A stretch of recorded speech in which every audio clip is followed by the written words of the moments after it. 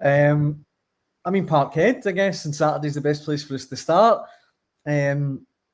Celtic, a victory is all that was required. Were you there as well, Ryan? Did you manage to go to the game? Or? Yeah, I was there, yeah. What did you make of the performance? Obviously a victory, 3 points, great strike from Tierney.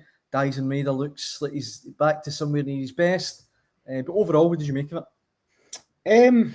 Well, first of all, what I would say is the atmosphere was, it was bouncing, it was electric. That's the best atmosphere I've had at Celtic Park this season by far.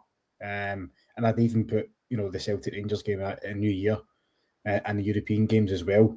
I thought the Green Brigade... A lot of drunk folk, wasn't there, Ryan? I mean, that a wee sunny day at 5:30 kickoff. I don't know about you, but I've not think I've seen that many drunk folks since Tina Park in 2004. drunk and sunburnt. Drunk and sunburnt. I think a few people forgot the factor 50.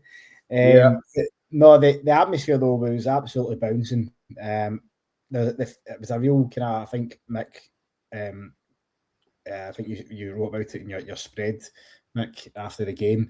There seems to be a real unity back at Celtic Park, and that's a massive factor. I thought the Green Brigade, not even from the first whistle, but from outside the front door for the players coming in, there was thousands of fans outside rallying the team as they came in.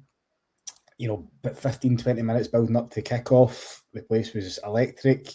And pretty much from the first whistle as well, the full stadium was really behind the team. There was a lot of people were on their feet, singing and dancing, and it really created a special atmosphere. And I think the players definitely felt that, gave them an extra 2 or 3%.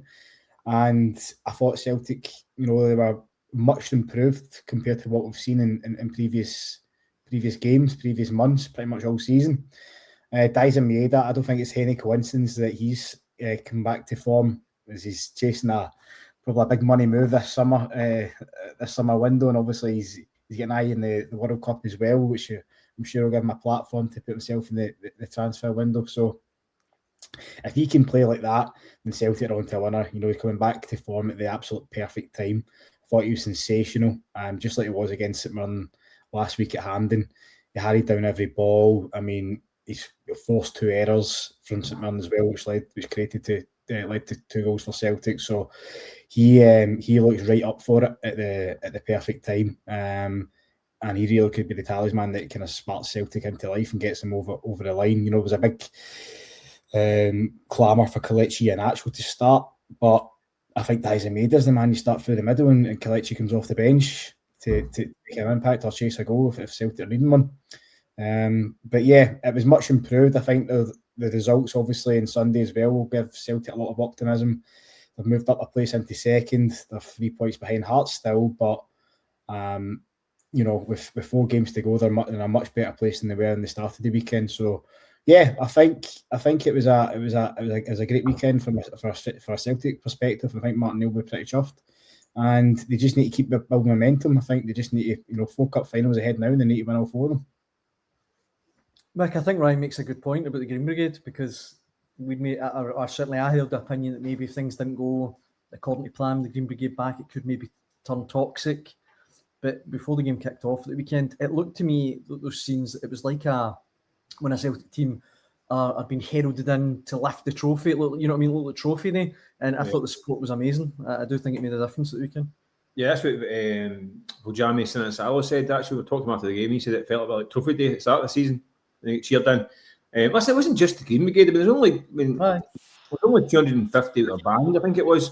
But the PR of them having them back in, and they are the ones that kind of start a lot of the sing-songs. But I thought the whole place, as Ryan was saying, I think the whole place was behind the team. Interestingly, I actually thought was they stuck by the team.